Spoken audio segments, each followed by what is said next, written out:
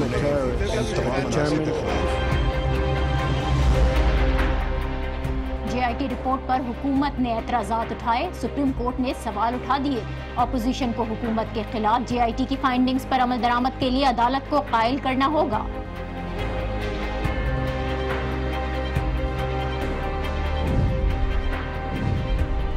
Panama case में peoples party, MQM Pakistan और मुस्लिम league ख़ाफ ने एंट्री दे दी। दो जमातों के सरबराहान एक का लंबा चौड़ा वक्त अदालत पहुंचा। अपोजिशन मुत्तहिद हो रही है।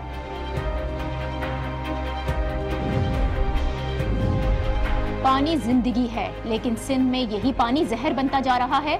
कराची समेत सिंध के बेशतर अजला का पानी पीने के काबिल नहीं। सूरत हाल इंतहाई तशवीशनाक है, हंगामी इक़दामात की जरूरत है। और पेशावर में एक मेजर और चमन में सिक्योरिटी एहलकार को शहीद कर दिया गया। दहशतगर्द अपनी मौजूदगी का एहसास दिला रहे हैं, हर वक्त चौकन्ना रहना है।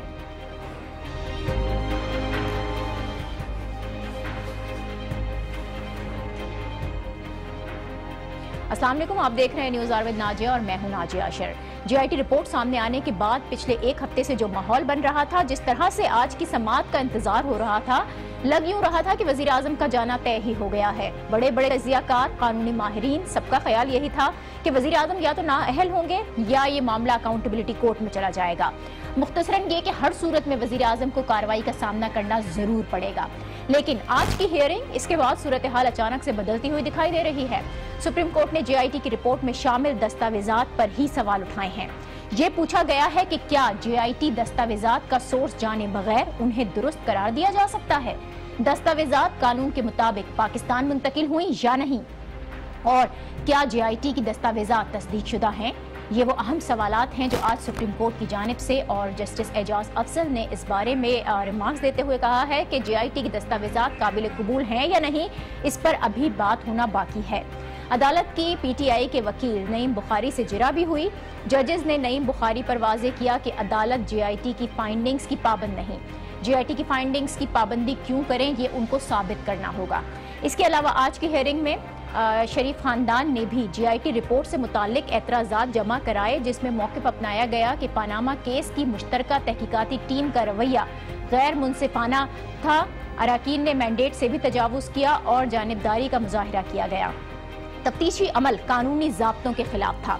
बरतानिया की जिस फर्म से कानूनी मावनत हासिल की गई वो JIT के सरबराह वाजिद ज़िया के कज़न अख्तर राजा की थी, जो लंदन में PTI के वर्कर भी हैं।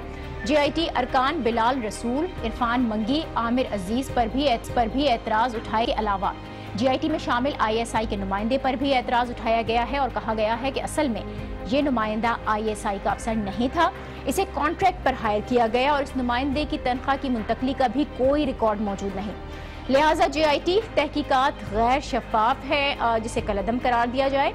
ये शरीफ खानदान के एतराज़ात हैं जो JIT रिपोर्ट से मुतालिक उठाए गए हैं। ये एतराज़ात आज दो दरखास्तों की शक्ल में सुप्रीम कोर्ट में जमा कराए गए और साथ ही JIT रिपोर्ट का जो वॉल्यूम 10 है उसे भी पब्लिक करने का मुतालबा किया गया है। पनामा केस की समाअत में JIT पर एतराज़ात की एक तवील फहरिस्त आज हुकूमत ने सुप्रीम कोर्ट के सामने रखी है। इन एतराज़ात के बाद ये केस क्या रुख इख्तियार करने जा रहा है, इस पर हम बात करेंगे। साबिक सदर supreme court bar association Kamran Murtaza साहब ने हमें ज्वाइन किया है। बहुत शुक्रिया कामरान मुर्तज़ा साहब आपका। पहले तो हुकूमत JIT पर एतराज़ कर रही थी, अब सुप्रीम कोर्ट ने भी जो दस्तावेजात प्रोवाइड किए गए JIT ने प्रोवाइड किए हैं उस पर सवाल उठाए हैं और पूछा यह है कि दस्तावेजात कानून के मुताबिक हैं या नहीं, पाकिस्तान कानून के मुताबिक मुंतकिल किए गए या नहीं किए गए, और से नहीं लिए इन्होंने उस डॉक्यूमेंट के कस्टोडियन से, या उसका आथर जो है ना भी इनको पता नहीं है, या उसके मार्जिनल विटनेसेस भी पता नहीं है, तो फिर तो उस डॉक्यूमेंट पर रिलाई कैसे कर सकते हैं? सोर्स इनको बताना पड़ेगा कि किस तरीके से ये डॉक्यूमेंट्स इनके पास पहुंचे हैं, और अगर ये सोर्स ना बता पाए तो फिर इस रिपोर्ट की शायद कोई हैसियत ना रहे। इस तरह से तो अगर फ़र्ज़ कर लीजिए कि किसी के ख़िलाफ़ भी कोई एलिगेशन आए और कोई एक डॉक्यूमेंट का पलंदा ला के वो उसके ऊपर रिलाई कर ले कि फ़लाँ डॉक्यूमेंट है, तो वो तो उसको तो आउट कर दें और उसके बाद जो है ना معاملہ جو ہے اس کے لیے خراب کر دیا جائے. بعد میں جب وہ ٹرائل میں جائے تو پھر پتہ چلے کہ یہ ڈاکومنٹ کسٹوڈین کے پاس سے آئے نہیں تھے, جس کے پاس ہونے چاہیے تھے اس سیف کسٹڈی میں نہیں تھے, کسی اور کے کسی ایسی انہوں نے خود یا ان کے پاس کوئی پرانے اپنے رکھے ہوئے تھے, یا یہ بھی ممکن ہے کہ پریپیئر بھی ہو سکتے ہیں ڈاکومنٹ, جیسے کہ مریم نواز پہ جو ہے نا وہ ایلیگیشن ہے کہ ایک ڈاکومنٹ انہوں نے پریپیئر کر دیا, فونٹ والا مسئلہ جو ہے. تو یہاں پہ بھی جو ان کو پہلا سوال جو ہے نا وہ آنسر کرنا پڑے گا کہ یہ ڈاکومنٹس جو ہے نا یعنی ڈاکومنٹس کی حیثیت واضح کرنا بہت اہم ہوگا. اس کے ساتھ ہی مسلم لیگ نون کا جو اسٹانس سامنے آیا ہے کہ J I T report supreme court کا فیصلہ نہیں ہے, مسلم لیگ نون یہ کہہ رہی ہے. دوسری جانب عدالت کی طرف دیکھیں تو عدالت یہ کہہ رہی ہے کہ پاناما کیس کا فیصلہ مفروضات پر نہیں بلکہ حقائق پر ہوگا. عدالت جی آئی ٹی فائنڈنگز کی پابند نہیں ہے. ایسے میں جو فائنڈنگز ہیں ان کی کیا امپورٹنس پھر آپ دیکھتے ہیں؟ دیکھیے نا, یہ اب رپورٹ ہے, اب رپورٹ میں ان کو جی آئی ٹی کو یہ بتانا ہے کہ یہ ڈاکومنٹ جو انہوں نے ریلائی کیے ہیں یہ درست ہے اور سے وہ پراپر کسٹڈی سے آئے ہیں, ٹھیک ہے. اور اگر یہ بتا دیتے ہیں اور پتہ چل جاتا ہے کہ واقعی جو ہے نا یہ پراپر کسٹڈی سے آئے ہیں یہ ڈاکومنٹس, تو پھر سارے کا سارا اونس جو ہے وہ شفٹ کر جائے گا شریف فیملی پہ, شریف فیملی کے وکیلوں پہ. وہ اس کو ریبٹ کریں گے.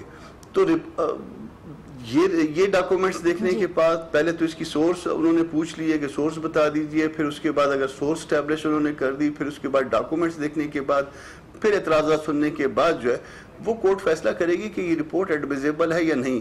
یہ جو لوگ کہتے تھے نا کہ یہ سپریم کورٹ کی ایکسٹینشن ہے یا یہ رپورٹ کوئی سپریم کورٹ کی فائنڈنگ بن گئی, یہ ایسے بچوں والی باتیں ہیں نا. یہاں پہ مسئلہ یہ ہے کہ عدالت میں کیس کم چلتا ہے, عدالت سے باہر کیس زیادہ چلتا ہے. اس رپورٹ کی حیثیت ایک رپورٹ کی ہے, سپریم کورٹ کے ججوں کی رپورٹ کی نہیں ہے, یا سپریم کورٹ کے ججوں کی فائنڈنگ کی نہیں ہے. اس رپورٹ کو اس دو ججوں کی فائنڈنگ کے ساتھ نہیں ملایا جا سکتا. یہ رپورٹ یا کنسیڈر ہوگی یا کنسیڈر نہیں ہوگی, یا پارٹلی کنسیڈر ہوگی اور پارٹلی کنسیڈر نہیں ہوگی. کامران مرتضیٰ صاحب, یہ تین باتیں ہیں اس میں. اگر رپورٹ کنسیڈر نہیں ہوتی تو پھر اس کیس کا سٹیٹس کیا رہ جاتا ہے؟ دیکھیے, اگر رپورٹ کنسیڈر نہیں ہوتی ہے تو پھر تو اس کے بعد جو ہے نا یہ پٹیشنیں ڈسمس ہونی چاہیے, پھر تو اور کوئی آپشن نہیں ہے نا. دیکھیے, جو پٹیشنر ہیں اس میں شیخ رشید صاحب ہو گئے, عمران خان صاحب ہو گئے, جماعت اسلامی ہو گئی, اور اس طرح سے اور بھی میرے خیال 2-4 پٹیشنیں اور بھی ہیں. تو اگر پٹیشنرز نے کوئی چیز جو ہے نا وہ ریکارڈ پہ نہیں رکھی, وہ صرف اس لیے آئے تھے کہ تلاشی دو, ٹھیک ہے جی, اور 3 ججوں نے اس بات سے اتفاق نہیں کیا, انہوں نے کہا کہ میٹیریل جو ہے وہ سفیشینٹ نہیں ہے, اور ان 3 ججوں نے جو آرڈر آف دی کورٹ بنا انہوں نے میٹر بھجوا دیا جی آئی ٹی کو. اور جب جی آئی ٹی کی رپورٹ اگر اس قابل نہ ہوئی کہ اس کے اوپر ریلائی کیا جا سکے تو دین تو پھر جو ہے نا کچھ بھی نہیں ہے. پھر تو پٹیشنز کو باسوا اس کے کہ پٹیشن ڈسمس کی جائے, اور کوئی آپشن میرا خیال ہے نہیں ہوگا. ممکن ہے کورٹ یہ چاہے کہ پھر کسی ادارے کو بھجوا دے, نیب کو بھجوا دے, ایف آئی اے کو بھی کوئی میکینزم بنا دے, مگر میرا خیال ہے کہ اب 15 مہینے 16 مہینے صاحب جو آبجیکشنز اٹھائے گئے ہیں وزیر اعظم کی جانب سے, خاص طور پر جی آئی ٹی کے ارکان پر اعتراض اٹھایا گیا, اور اہم آبجیکشن اس کے اندر جو ہمیں نظر آتا ہے وہ تو یہ بھی ہے کہ آئی ایس آئی کا نمائندہ اصل میں ادارے کا افسر نہیں تھا, اسے کانٹریکٹ پر بھرتی کیا گیا تھا. رپورٹ فائنل ہونے کے بعد یہ اعتراضات سامنے آ رہے ہیں. جس وقت جی آئی ٹی بنی تھی اس وقت بھی یہ اعتراض ہونا چاہیے تھا, اور دوسرا یہ کہ وزیر اعظم کی طرف سے جو فائل کیے گئے اعتراضات, آپ کیا سمجھتے ہیں کتنے اسٹرانگ ہیں یہ؟ دیکھیے, یہ اعتراض جو ہے نا یہ وزیر اعظم اور ان کی فیملی نہیں لے رہی تھی. یہ اعتراضات ہم لوگ جو باہر بیٹھے ہوئے لوگ تھے, باہر کے نمائندے کے طور پہ یہ اعتراضات لے رہے تھے. ہمیں ان پٹیشنز کے انٹرٹین ہونے پہ اعتراض تھا, کیونکہ ایک جورسپروڈنس جو ہے نا وہ تبدیل ہو رہا ہے. ہمیں یہ کورٹ کے اس طرح سے جی آئی ٹی بنانے پہ اعتراض تھا. میرا اپنا ذاتی اعتراض تھا کہ اس میں آئی ایس آئی کا نمائندہ کیوں آیا, اس میں ایم آئی کا نمائندہ کیوں آیا. یہ ساری باتیں شریف فیملی نے فورگو کی تھیں. مطلب وہ جو سارے اعتراضات لینے کے تھے اور بر وقت لینے کے تھے, وہ سارے جو ہے نا پتہ نہیں کیوں اور کس طریقے سے جو ہے نا یہ فورگو کرتے گئے, اور معاملہ جو ہے نا انہوں نے اس انجام تک اس معاملے تک پہنچا دیا جس میں جی آئی ٹی کی فائنڈنگ ان کے اگینسٹ آ گئی. اب ان کو یہاں پہ لڑنا پڑ رہا ہے, یہاں پہ, حالانکہ اس سے پہلے بہت سارے اچھے گراؤنڈز. اب یہ جو قانونی لڑائی لڑی جا رہی ہے کامران صاحب, اس میں خاص طور پر جی آئی ٹی رپورٹ کا جو والیوم 10 ہے اس پر بھی مطالبہ کیا گیا ہے کہ اس کو پبلک کیا جائے. آج ججز نے بھی کہا ہے کہ ضرورت پڑی تو پھر پبلک کیا جائے گا. آپ کو یہ پاسبلٹی دکھائی دیتی ہے کہ نون لیگ کے آبجیکشن کے بعد اس والیوم کو سامنے لایا جائے؟ دیکھیے, ایک بات میں تو میں بالکل کلیئر ہوں, جو چیز اوپن نہیں ہوگی, جو چیز کنفرنٹ نہیں کروائی جائے گی شریف فیملی سے, شریف فیملی کے وکلا سے, وہ ان کے خلاف استعمال نہیں ہو سکتی. تو اس کو اگر اس کو استعمال کرنا ہے, اگر رپورٹ کا یہ حصہ ہے, اگر اس کو استعمال کرنا ہے شریف فیملی کا, تو پھر ان کو جو ہے نا جواب کا حق اس پہ بھی حاصل ہے. پھر اس کو اوپن کرنا پڑے گا, اس کے علاوہ کوئی آپشن نہیں. ٹھیک ہے کامران مرتضیٰ صاحب, میرا آخری سوال آپ سے یہ ہے کہ جماعت اسلامی کے وکلاء تھے, شیخ رشید نے بھی اپنے دلائل مکمل کیے ہیں, حکومتی وکلاء اب کل اپنا ڈیفنس کریں گے. اس پروسیڈنگ سے اب آپ کو کیا لگ رہا ہے, کوئی جلد فیصلہ متوقع ہے یا پھر یہ معاملہ اور طول پکڑے گا ابھی؟ دیکھیے کہ کیس آج سنا گیا اور اس کے بعد امیجیٹلی کل کے لیے رکھ دیا انہوں نے, تو اس کا مطلب ہے کہ ججز بھی اس معاملے کو نپٹانا چاہتے ہیں ادھر وے. جو بھی انہوں نے فیصلہ کرنا ہے جلد کر لیں گے, مگر پھر بھی وہ جسٹس بریڈ کی بات ہے کہ اتنی بھی سپیڈ تیز نہیں کر سکتے کہ جہاں پہ انصاف دفن ہوتا ہوا نظر آئے. تو وہ پراپر اپرچونٹی دونوں فریقوں کو دیں گے. ایک فریق کو انہوں نے اپرچونٹی دے دی کہ اسٹیبلش کریں کہ کے حوالے سے کہ اس رپورٹ کے اوپر کیوں ریلائی کیا جائے. اب اس کے اوپر آبجیکشنز کے حوالے سے جو ہے نا کل سے وہ معاملہ سنیں گے. تو جتنا بھی ٹائم اب لیا انہوں نے, خواجہ صاحب نے لیا یا ان کی باقی ٹیم نے لیا, جتنا بھی ڈار صاحب کی بھی وکیل ہیں, باقیوں کی بھی وکیل ہیں, تو وہ جتنا بھی ٹائم وہ مانگیں گے, مطلب یہ نہیں کہ اپنی بات کو بار بار ریپیٹ کریں, مگر ریزنیبلی جتنا بھی ٹائم وہ مانگیں گے. بہت شکریہ. سابق صدر سپریم کورٹ بار ایسوسی ایشن کامران مرتضیٰ صاحب ہمارے ہمراہ موجود تھے. آج کی اہم سماعت اور اس سماعت سے متعلق جو قانونی پہلو تھے وہ ہم نے ڈسکس کیے. آج کی سماعت میں ایک اور اہم بات, کچھ نئی شخصیات کی موجودگی بھی تھی. نہ ہی پاناما کیس میں فریق ہیں جو لوگ, اور نہ ہی اس سے پہلے پاناما کیس کی سماعتوں کے دوران وہ حاضر دکھائی دیے. ان میں سب سے اہم پیپلز پارٹی کے وفد کی آمد تھی. MQM پاکستان کے سربراہ فاروق ستار بھی موجود رہے. اس کے علاوہ مسلم لیگ کاف کے سربراہ چودھری شجاعت بھی سپریم کورٹ پہنچے. یہ تمام شخصیات پاناما کیس کی سماعت کے دوران پہلی بار سپریم کورٹ میں نظر آئیں. تمام اپوزیشن لیڈرز میڈیا سے بھی مخاطب ہوئے. وہ کیا کہہ رہے تھے, ذرا سنیے. وہ جو کہا گیا تھا کہ یہ تاریخی فیصلہ ہوگا اور برسوں یاد رکھا جائے گا, میرے خیال کے مطابق یہ فیصلہ انشاءاللہ تعالیٰ ایسا ہی ہوگا جس میں سپریم کورٹ صرف یہ پاناما کیس تک ہی محدود نہیں رہے گا, کیونکہ کیس اب اوپر جا چکا ہے.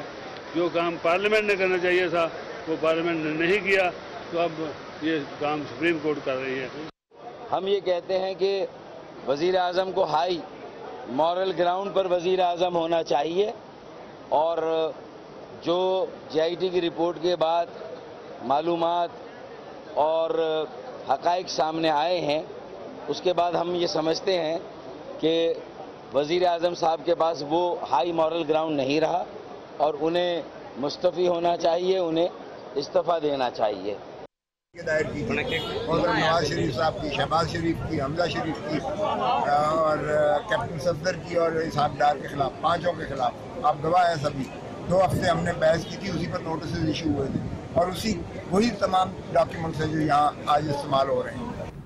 لطیف کھوسا, فاروق ستار اور چودھری شجاعت کو آپ نے سنا. چودھری شجاعت تاریخی فیصلے کے لیے پر امید ہیں, تو MQM پاکستان وزیر اعظم کے استعفے کا مطالبہ کر رہی ہے. ان تمام شخصیات کی آج کی سماعت میں موجودگی خاصی اہم بھی ہے, جس سے ثابت یہ ہو رہا ہے کہ اب صرف PTI اور جماعت اسلامی ہی نہیں ہے, اپوزیشن کی جو دیگر جماعتیں ہیں وہ بھی اس معاملے پر متحرک ہو رہی ہیں. لیکن حکومتی لیڈرز فاروق ستار اور چودھری شجاعت کی جو آج کورٹ میں پیشی تھی, وہ کورٹ میں موجودگی ان کی پسند نہیں آئی. دانیال عزیز نے اس پر اعتراض اٹھایا, ان کا اعتراض بھی سن لیتے ہیں. اور آج جو آپ نے دیکھا کہ جن لیڈروں کا اس کے ساتھ کوئی تعلق ہی نہیں تھا, جس میں چودھری شجاعت صاحب ہیں جن کی پٹیشن ہی سرے سے کوئی نہیں ہے, جس میں باقی صاحبان ہیں جو آج آپ نے دیکھے یہاں پر آئے ہوئے, پیپلز پارٹی والے جن کی پٹیشن ہی نہیں ہے, MQM والے, وہ سارے حصہ آئے ہوئے ہیں جیسے کہ شاید ان کو کوئی مجبوری دی گئی ہے, کوئی ڈیوٹی لگائی گئی ہے, کوئی ان کو یہ بتایا گیا ہے کہ آپ وہاں پر آج جائیں, جبکہ تمام سماعت کے دوران کچھ بھی نہیں ہوا. MQM والے, پیپلز پارٹی والے یہ کیوں آئے ہوئے تھے؟ دانیال عزیز کا اعتراض آپ نے سنا. آج کی سماعت اس دوران کیا کچھ ہوتا رہا, یہ اعتراض کتنا درست ہے, اس پر ہم بات کریں گے. نمائندہ خصوصی آج نیوز ناصر کاظمی ہمیں جوائن کر رہے ہیں. بہت شکریہ ناصر, آپ سارا وقت وہاں پر موجود رہے اور اس کی کوریج کرتے رہے. صبح جب اپوزیشن لیڈرز آئے تھے تو بڑے جوش جو جذبے کے ساتھ آئے تھے. شیخ رشید ہو گئے, شاہ محمود قریشی, فواد چودھری, بڑی زبردست تقریریں بھی کی اور بڑے دعوے بھی کیے گئے. لیکن جب سماعت ختم ہوئی اور ان کی واپسی ہوئی ہے تو پھر وہ ایگریشن نظر نہیں آ رہا تھا. کیا اپوزیشن کو اندازہ ہو گیا ہے کہ کیس کس سمت پر جا رہا ہے؟ جی بالکل, یہ کیس اتنی آسانی سے سلجھنے والا نہیں ہے. دیکھیں, جو پبلک نمائندے ہوتے ہیں उनका जो अंदाज़े बयां है वो आम तौर पर पब्लिक में तो कुछ और होता है, लेकिन अदालत किसी की सेंटीमेंट्स को देखकर या किसी की एग्रेशन को देखकर फैसला नहीं करती। चीज़ों को, हकाइक को और जो एविडेंसेस होते हैं उनको सामने देखकर फैसला किया जाता है।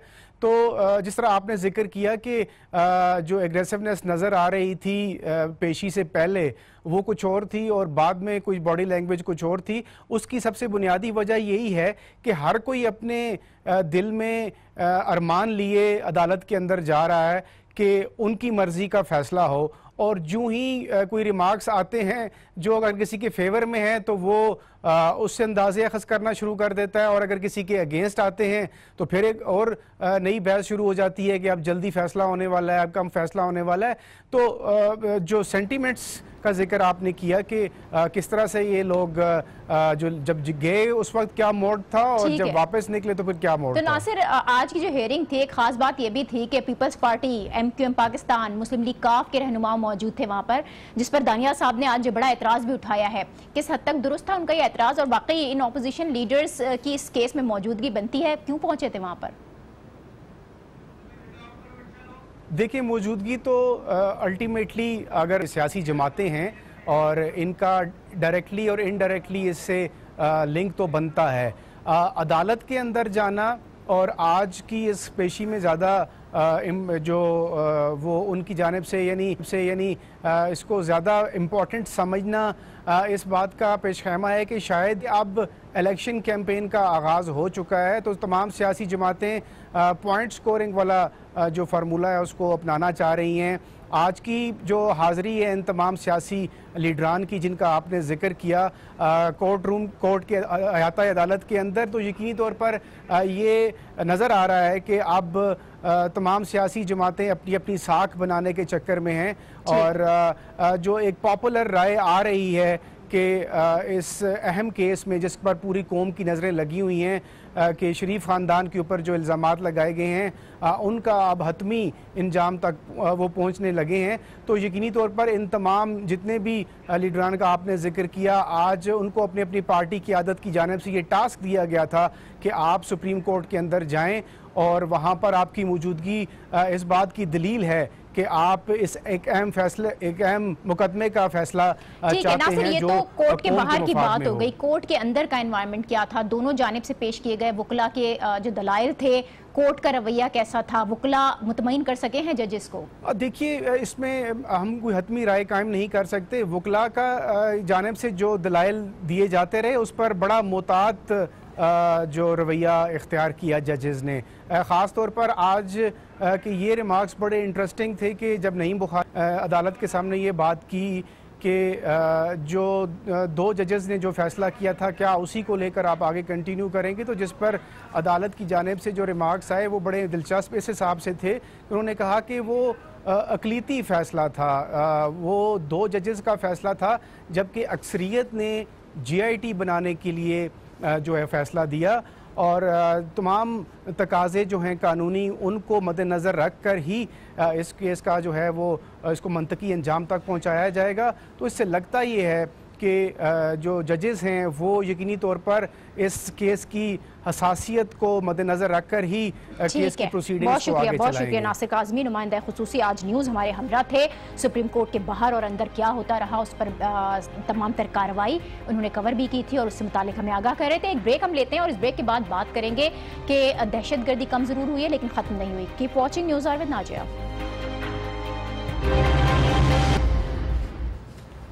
Welcome back. कल पाक फौज ने दाइश के खिलाफ ऑपरेशन खैबर 4 का ऐलान किया और आज 2 दहशतगर्द हमले किए गए हैं। पेशावर में सिक्योरिटी फोर्सेस को टारगेट किया गया, जबकि चमन में पाकिस्तानी चेक पोस्ट निशाना बनी है। पेशावर में होने वाला हमला खुदकुश हमला करार दिया जा रहा है। हमलावर मोटरसाइकिल पर सवार था, फोर्सेस की गाड़ी से आकर टकराया और फिर धमाका हुआ। इस धमाके में मेजर जमाल ने शहादत नोश की है, जबकि 9 अफराद इसमें जख्मी हुए हैं। जोरदार धमाका ये था जिसमें 12 किलो बारूदी मवाद इस्तेमाल किया गया। चमन की बात अगर हम करें तो चमन में पाक अफगान सरहद पर कायम चेक पोस्ट पर धमाका हुआ जिसमें एक सिक्योरिटी एहलकार जाँ बहक हुआ। ताहम अब तक इस धमाके की नौयत का इल्म नहीं हुआ है। दहशतगर्दी के ये जो दोनों वाक़यात हैं DGISPR major general Asif Ghafoor की प्रेस कॉन्फ्रेंस के अगले ही रोज़ हुए हैं। इस प्रेस कॉन्फ्रेंस में DGISPR ने ऑपरेशन रद्दुल फसाद की कामयाबियों से मुतालिक आगाह किया था और फिर दहशतगर्दों ने अपनी मौजूदगी का एहसास दिलाया है। इस सारे मामले पर अब हम बात करेंगे। हमें माहिर अफगान उमूर रुस्तम शाह मोहम्मद साहब ने ज्वाइन किया है। बहुत शुक्रिया रुस्तम शाह साहब आपका। कल ही ऑपरेशन रद्दुल फसाद की जो कामयाबियां हैं उससे मुतालिक आगाह किया गया कौम को, और आज इस तरह के दहशतगर्द हमले हो जाना, चमन और पेशावर में धमाके किए गए हैं। कौन से ग्रुप से आप समझते हैं जो मुनज़्ज़म होकर इस तरह की कार्रवाइयाँ कर रहे हैं? देखिए, कामयाबी तो अपनी जगह है, लेकिन ये हकीकत मौजूद है कि अब भी ऐसे ग्रोह मौजूद हैं और ऐसे लोग हैं और ऐसे तरबियत याफ्ता वॉलंटियर्स मौजूद हैं जो कि कैपेसिटी रखते हैं हमले करने की, और जहाँ जहाँ उनको साफ टारगेट मिल जाता है तो वहीं पे वो हमला कर देते हैं। मेरे ख्याल में आज का जो हमला हुआ है हैदराबाद पेशावर के करीब जी, तो इसमें तो या जमातुल हरार वाले मुलविस हैं या दाइश के जो लोग सरहद पार करके इस तरफ आ गए हैं, वो काफ़ी तरबियत याफ्ता भी हैं, मोटिवेटेड भी हैं, उनको पैसे भी मिलते हैं, या तो वो मुलविस है। तो इन दोनों ग्रोहों में एक यगांगत भी पाई जाती है, दोनों के दरमियान अंडरस्टैंडिंग भी है, बल्कि दोनों अब जम होते जा रहे हैं। तो मैं समझता हूँ कि आज के हमले की जो लोग इनके जिम्मेवार हैं, इन्हीं दो ग्रोहों से उनका ताल्लुक हो सकता है। ये जो दो गिरोह हैं रुस्तम शाह साहब, चाहे जमातुल अहरार हो या दाइश हो, ये अगर जम होते जा रहे हैं तो जाहिर है बड़ी खतरनाक बात है। लेकिन DGISPR की हम बात कर रहे थे, कल ही वाज़ेह किया है कि पाकिस्तान में दाइश का बाकायदा नेटवर्क मौजूद नहीं है। अलबत्ता TTP के कुछ ग्रुप्स हैं दाइश की जानिब राग़िब हुए हैं, इन हमलों की जिम्मेदारियां वो कबूल कर लेते हैं। तो फिर ये जो जमातुल अहरार हो गया या फिर दाइश हो गया, अगर दाइश का नेटवर्क मौजूद नहीं है तो उनसे हमदर्दी रखने वाले ऐसे नेटवर्क्स हैं या ऐसे ग्रुप्स हैं जो आपस में जम हो रहे हैं? बिल्कुल, उन्होंने सही कहा, ऐसा मुनज़्ज़म नेटवर्क उनका मौजूद नहीं है जैसे इस वक्त अफ़गानिस्तान के अंदर है, जहाँ पे दाइश 3 सूबे जो हैं वो कुनल और नंगरहार और नूरिस्तान, इनमें दाइश जो है बाकायदा तौर पर मुनज़्ज़म है, उनके रिक्रूट्स हैं, उनके सिंपथाइज़र हैं, उनके फाइनेंसर हैं।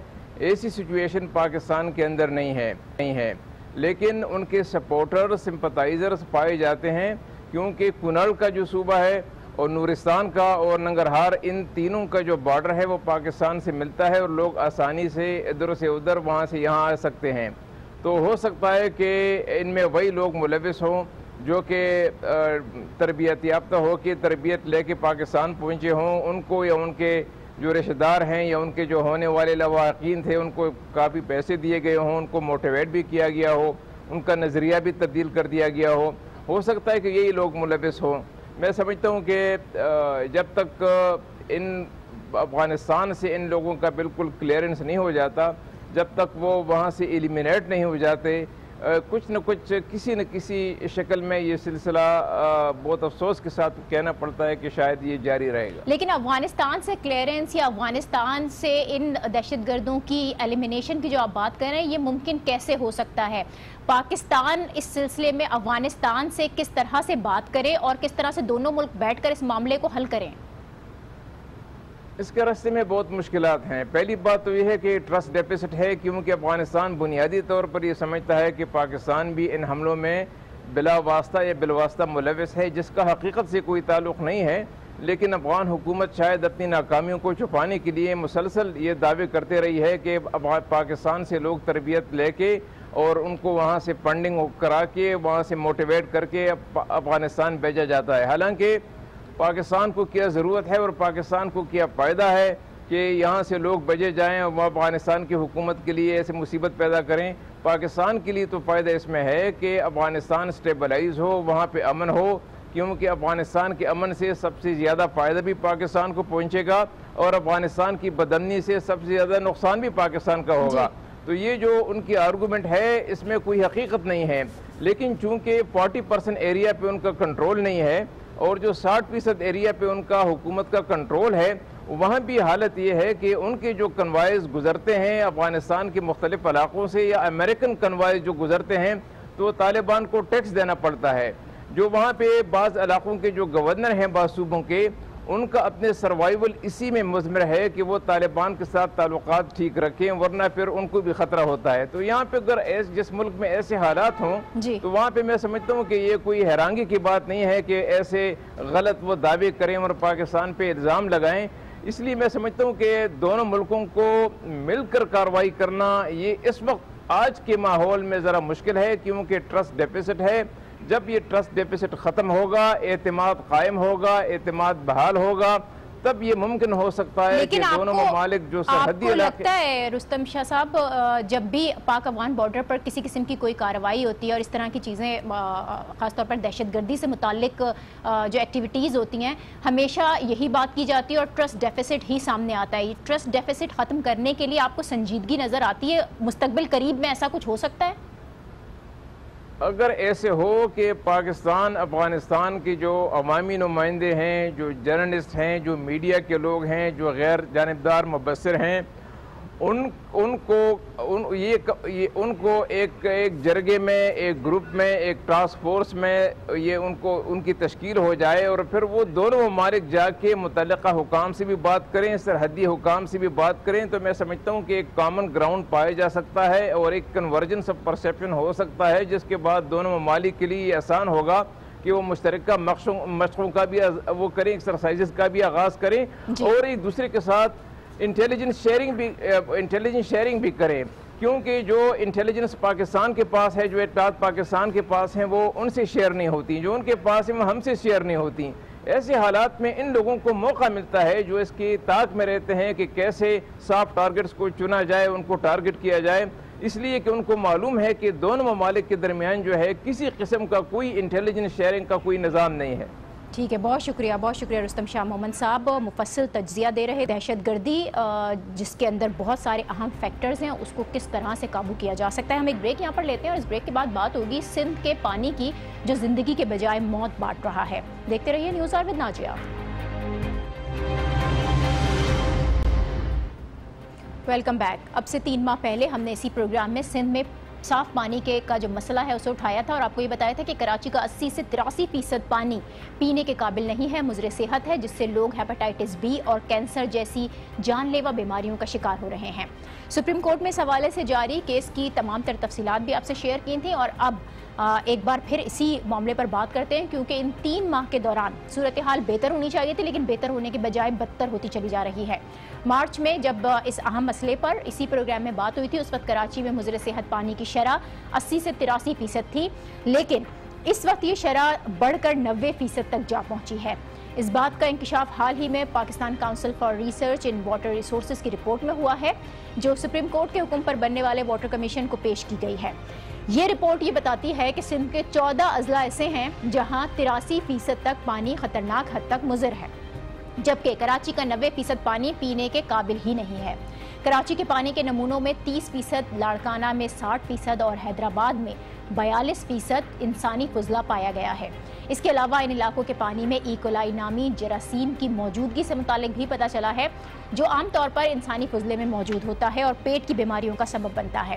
یہ رپورٹ اور اس میں سامنے آنے والے انکشافات حیران کن اور خطرناک ہیں, کیونکہ فروری میں ہی واٹر کمیشن نے اپنی رپورٹ میں اسی قسم کے انکشافات کیے تھے. بتایا گیا تھا کہ سندھ بھر میں لگے 700 RO پلانٹس میں سے بیشتر غیر فعال ہیں. RO پلانٹس کے ساتھ پانی کے معائنے کے لیے قائم لیبارٹری میں کوئی سہولت موجود نہیں ہے. کراچی میں سیوریج ٹریٹمنٹ کا کوئی نظام ہی نہیں ہے. رپورٹ میں یہ بھی بتایا گیا تھا کہ WHO کے مطابق فی لیٹر پانی میں گندھک کی شرح 25 ملی گرام ہونی چاہیے, لیکن 7 نمونوں میں یہ مقدار 440 ملی گرام فی لیٹر پائی گئی. 7 نمونوں میں کلورائڈ کی شرح 438 ملی گرام فی لیٹر تھی, جبکہ مقدار 250 ملی گرام فی لیٹر ہونی چاہیے. یہ تمام تر انکشافات اس کے بعد سپریم کورٹ نے مارچ میں کراچی میں موجود فلٹریشن پلانٹس کو فوری فعال بنانے کا حکم دیا, لیکن آج تقریباً 4 ماہ کے بعد بھی یہ فلٹریشن پلانٹس فعال نہیں بنائے جا سکے ہیں, جس کے باعث صورتحال اور خراب ہو رہی ہے. اسی معاملے پر بات کریں گے. ہمارے ساتھ موجود ہیں اس کیس کے پٹیشنر شاہ بوستو صاحب, جو خود بھی وکیل ہیں اور اس اہم مسئلے کو ہائی لائٹ کرتے رہے ہیں. शाम ओस्तु साहब, बहुत शुक्रिया आपका। ये बताइए कि पिछली बार जब इस पर बात की थी हमने, तो उस वक्त सुप्रीम कोर्ट ने फिल्ट्रेशन प्लांट्स फौरी तौर पर फाल बनाने का हुक्म दिया था। अब तकरीबन इस हुक्म को ही 4 महीने गुजर गए हैं, अभी तक फाल नहीं हो सके ये प्लांट। आप इस केस में पटिशनर हैं, आपको वजह क्या नजर आती है इसकी? शुक्रिया जनाब। आपको पता है कि सुप्रीम कोर्ट ने जितने भी ऑर्डर्स दिए थे, तकरीबन 13 के करीब ऑर्डर्स थे, जो मार्च 2017 में मुख्तलिफ हियरिंग्स के दौरान वो ऑर्डर्स दिए गए थे। और हर ऑर्डर में जो है एक डेडलाइन दी गई थी कि आपको ये इम्प्लीमेंट करना है। कुछ में 2 महीने थे, कुछ में 1 महीना था। और उसके बाद एक इम्प्लीमेंटेशन कमीशन जो कमीशन पहले फाइंडिंग और रिकमेंडेशन दे रही थी, उसके बाद उनको इम्प्लीमेंट करने के लिए वापस भेज दिया गया था। और 4 महीने का टाइम दिया गया था कि आप ये सारे ऑर्डर्स जो हैं वो इम्प्लीमेंट करें। ये भी मैं बताता चलूं कि ये जो ऑर्डर्स थे सुप्रीम कोर्ट के, ये जो डेडलाइंस मुकर्रर हुई थी वो गवर्नमेंट ऑफ सिंध के जो वहाँ पे रिप्रेजेंटेटिव्स थे, एक्सपर्ट्स थे, उनकी मुशावरत से हुई थी जी। उन्होंने जो खुद कहा था कि हम 2 महीने में, 1 महीने में जो मुख्तलिफ उनमें डायरेक्शंस थे वो हम पूरे करेंगे।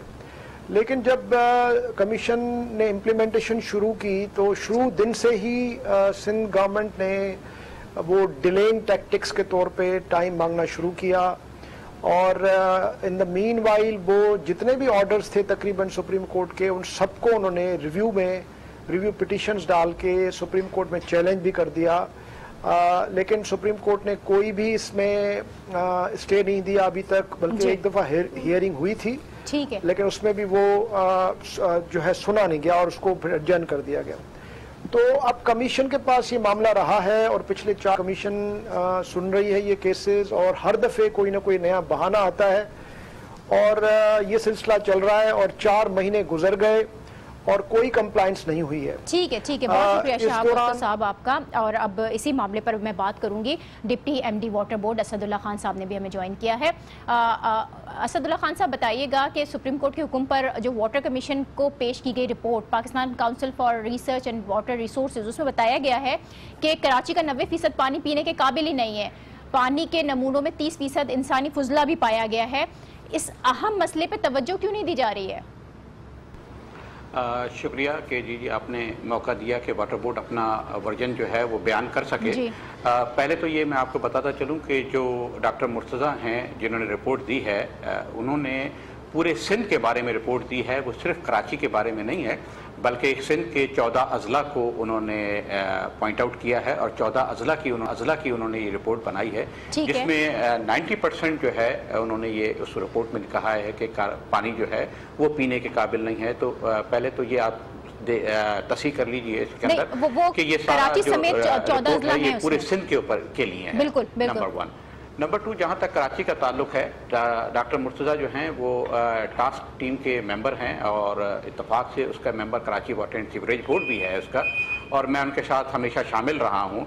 तो जब कल उन्होंने रिपोर्ट जमा करवा दी टू सैटरडे को, तो हमने उनसे ये मालूम किया, तो बेसिकली उन्होंने जो ये रिपोर्ट जमा करवाई है उसके अंदर Karachi water and sewerage board का पानी तो शामिल है, लेकिन उन्होंने अंडरग्राउंड वाटर जो है जिसको आप ब्रेकिश वाटर लेते हैं वो भी उसमें शामिल है, और जो लोगों ने अपने कुएं बनाए हुए हैं वो भी उसमें शामिल है। इसके अंदर हमारे रॉ वाटर के सैंपल जो हैं, जो बिफोर क्लोरिनेशन और बिफोर फिल्ट्रेशन हैं, वो भी इसके अंदर शामिल हैं।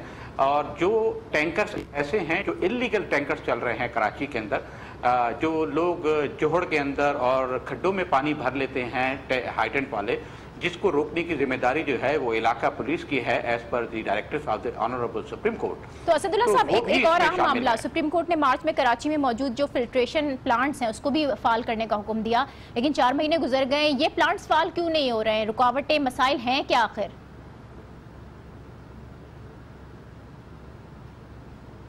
Karachi water and sewerage board और गवर्नमेंट ऑफ सिंध जो अदालती हुक्म है उसके ऊपर बिल्कुल अपने काम जारी रखे हुए है, क्योंकि आपको ये पता है कि कंस्ट्रक्शन में और इसके अंदर जो मशीनरी बहुत सारी है, जैसे क्लोरिनेटर है, क्लोरीनेटर का ऑलरेडी टेंडर जो है वो वाटर बोर्ड फ्लोट कर चुका है और गवर्नमेंट ऑफ सिंध उसके पैसे रिलीज कर चुकी है।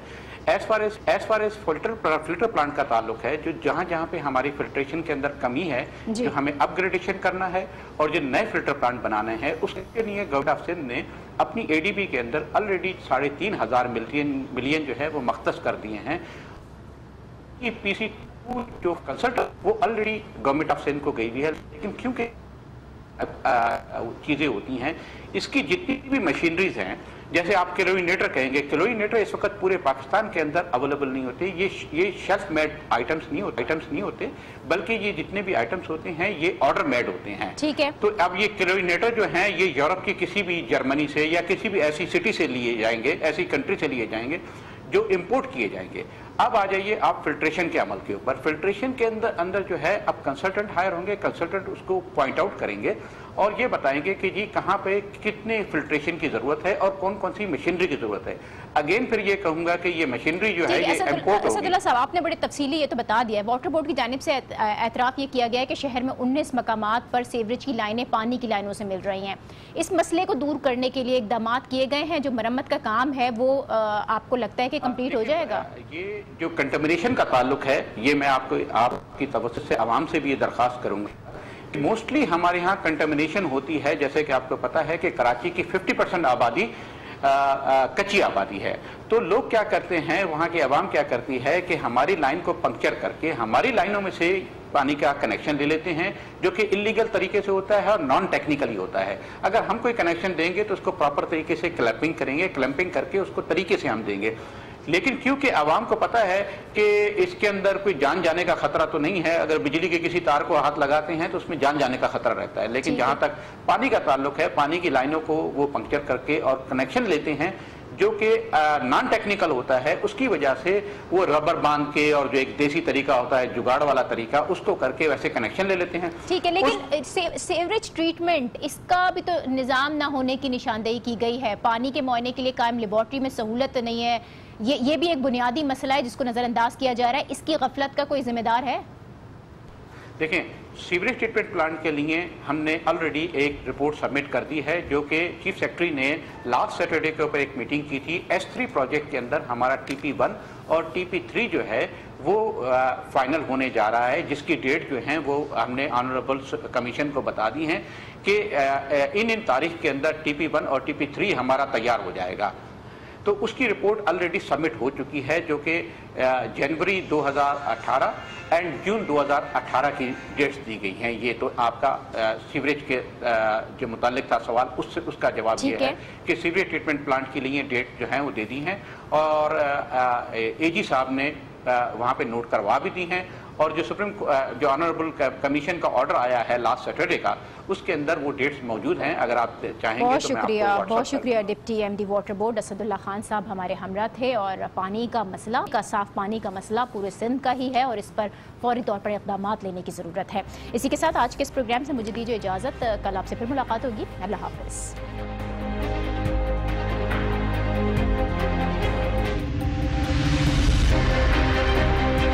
धरनों पढ़ने के लिए हमारे पास वक्त नहीं है। तुम जब डेमोन्स्ट्रेशन करने जाओगे तो मांगोगे क्या?